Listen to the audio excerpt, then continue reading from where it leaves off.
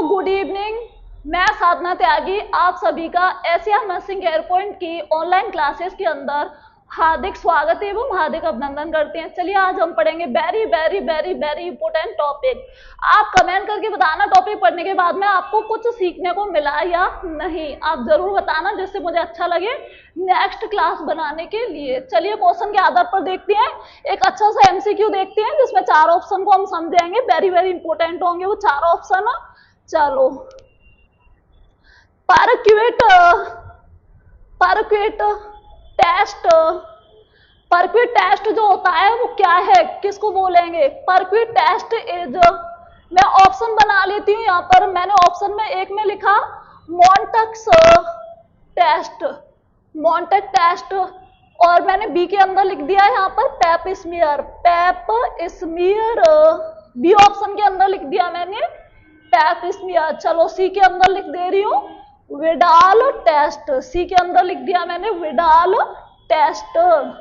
और डी के अंदर लिख दे रहे हैं जिससे उसे समझा सके, डी के अंदर लिख दे रहे हैं ब्रैडन स्केल। मैंने डी के अंदर लिख लिया है ब्रैडन स्केल। चलो इनको समझाती हैं आपको। जो परक्यूट टेस्ट होता है वो किससे संबंधित है? मॉन्टेक टेस्ट से। परक्यूट टेस्ट जो है वो किससे रिलेट करता है?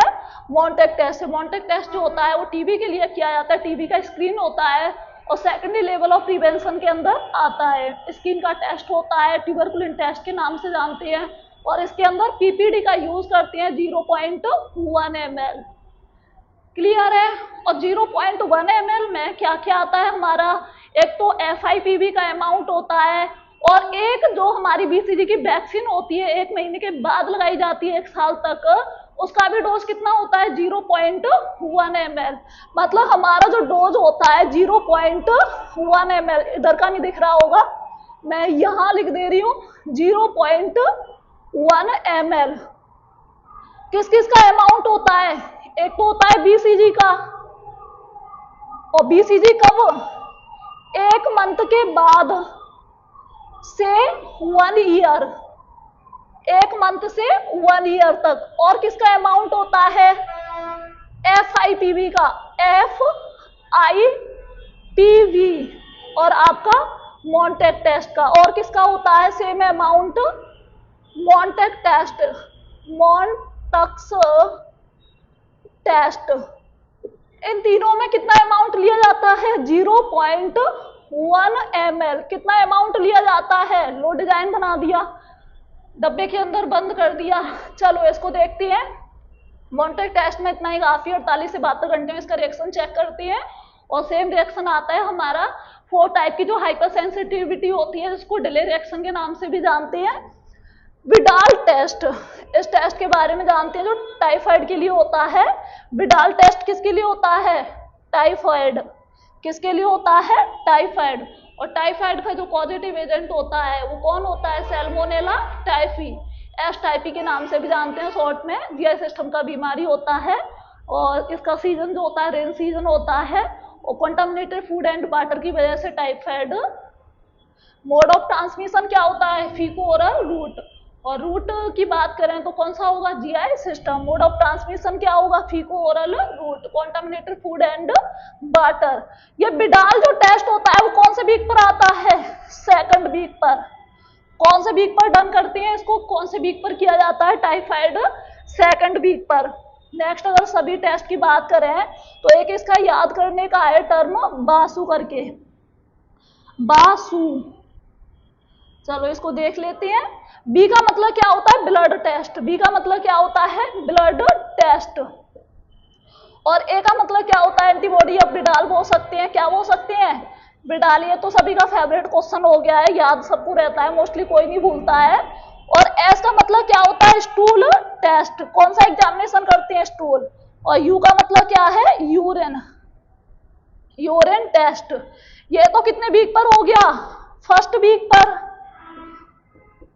1st वीक पर कौन सा हो गया? ब्लड टेस्ट हो गया। अब इसकी बात करें तो अभी मैंने जो बताया आपको, कितने वीक पर? 2nd पर। कितने वीक पर किया जाता है? 2nd पर। और ये कितने पर?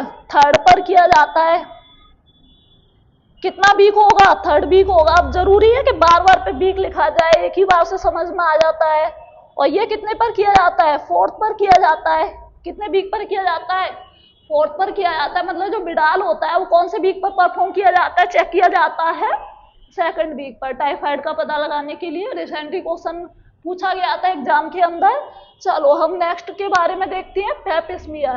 पेपिस्मियर में देखते हैं किसके लिए होता है, सर्वाइकल कैंसर के लिए। किसके लिए करते हैं इसको, सर्विक्स के कैंसर के लिए। अब देखते हैं ब्रैडन स्केल के बारे में, इसको रफ कर दें। टाइफाइड जो होता है किसकी वजह से होता है, साल्मोनेला टाइफी, जिसको बोल सकते हैं एस टाइफी। और एस टाइफी या सैल्मोनेला टाइफी जो बीमारी फैलाता है, उसका डायग्नोस्टिक टेस्ट सेकंड वीक पर कौन सा किया जाता है, विडाल टेस्ट। चलिए ब्रैडन स्केल के बारे में देखते हैं। Braden scale, normal Braden scale कितना होता है, नॉर्मल स्कोर कितना होता है, 6 से 23। कितना होता है नॉर्मल ब्रैडन स्केल, 6 से 23। 6 का मतलब क्या होता है, मिनिमम। 6 का मतलब क्या होता है, मिनिमम। और 23 का मतलब क्या होगा, मैक्सिमम। 23 का मतलब क्या होगा, मैक्सिमम।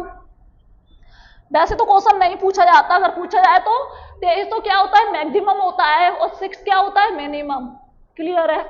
चलिए नेक्स्ट देखते हैं कि ब्रैडन स्केल जो होता है उसमें एलिमेंट्स कितने होते हैं। ये डिजाइन बन गया। अगर हम बात करें इसके अंदर एलिमेंट्स कितने आते हैं, ब्रैडन स्केल के अंदर एलिमेंट्स कितने होते हैं, कितने एलिमेंट्स आएंगे, 6। ब्रैडन स्केल में जो चेक करते हैं वो कितने होती हैं, 6 एलिमेंट। कितने एलिमेंट्स होते हैं, 6।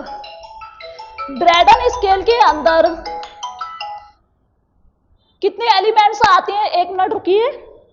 ब्रैडन स्केल में कितने एलिमेंट्स आते हैं, 6।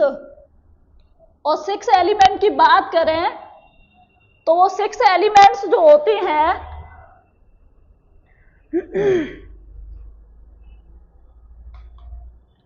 चलिए फोन बंद किया है।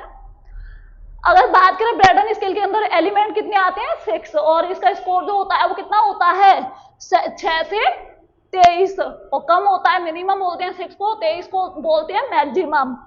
और इसके अंदर अगर वेरी हाई रिस्क जो होगा वो कितने से कम होगा, 6 से कम होगा या 6 से ज्यादा होगा। वेरी हाई रिस्क की कंडीशन किसको बोलेंगे, 6 से कम को बोलेंगे या 6 से ज्यादा को बोलेंगे। इनमें से कोई भी कंडीशंस को नहीं बोला जाएगा, सिर्फ किसको बोला जाएगा। अगर बात करें वेरी हाई रिस्क क्या होगा, 9 से स्कोर कम होगा, 9 से कम होगा स्कोर तो क्या बोला जाएगा, वेरी हाई रिस्क बोला जाएगा। और नॉर्मल कंडीशन, कोई भी प्रेशर शोर की कोई कंडीशन नहीं होती है, वो कितने से होगी, 19 से। मतलब नॉर्मल कंडीशंस के अंदर आता है, ज्यादा ऐसा कोई कंडीशन नहीं बोलते। ब्रैडन स्केल किसके लिए किया जाता है, मेन मुद्दा यहाँ पर आता है। तो किसके लिए किया जाता है, इधर लिख दें, बेड शोर के लिए। किसके लिए होता है, बेड शोर के लिए। ब्रैडन स्केल से किसका जांच करते हैं, बेड शोर का। चलो यहाँ पर इसके 2-3 नाम देख ले रहे हैं कि ब्रैडन स्केल का दूसरा नाम क्या होता है, क्या होता है, प्रेशर शोर। क्या नाम होता है दूसरा, प्रेशर शोर। ब्रैडन स्केल का दूसरा नाम क्या होता है, प्रेशर शोर। और एक और नाम कौन सा होता है, डेक्यूबाइटस, डेक्यूबाइटस अल्सर। क्या नाम होता है, डेक्यूबाइटिव अल्सर।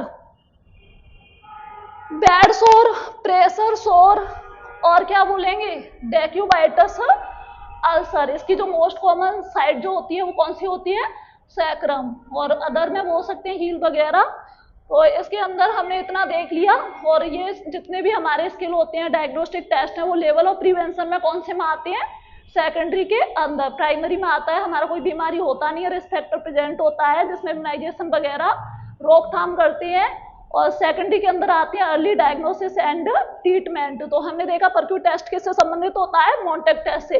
विडाल टेस्ट किसके लिए होता है, टाइफाइड के लिए, जो कितने वीक पर किया जाता है, सेकंड वीक पर। कितने वीक पर किया जाता है, सेकंड वीक पर किया जाता है बिडाल टेस्ट। और पेप स्मीयर जो होता है वो कैंसर के लिए होता है, सर्विक्स के ब्रेडन स्केल प्रेशर सोर के लिए होता है। प्रेशर सोर का दूसरा नाम क्या होता है? डेक्यूबाइटस अल्सर होता है, बेड सोर होता है। मोस्ट कॉमन साइट जो होती है सैक्रम होती है। और इसके अंदर स्कोर कितना होता है? कितना लिखा मैंने? 6 से 23। एलिमेंट कितने आते हैं? 6। 9 से कम है तो क्या बोलेंगे? Very high risk. धन्यवाद। क्लास अगर थोड़ा सा भी समझ में आया हो तो कमेंट करके बताना। धन्यवाद।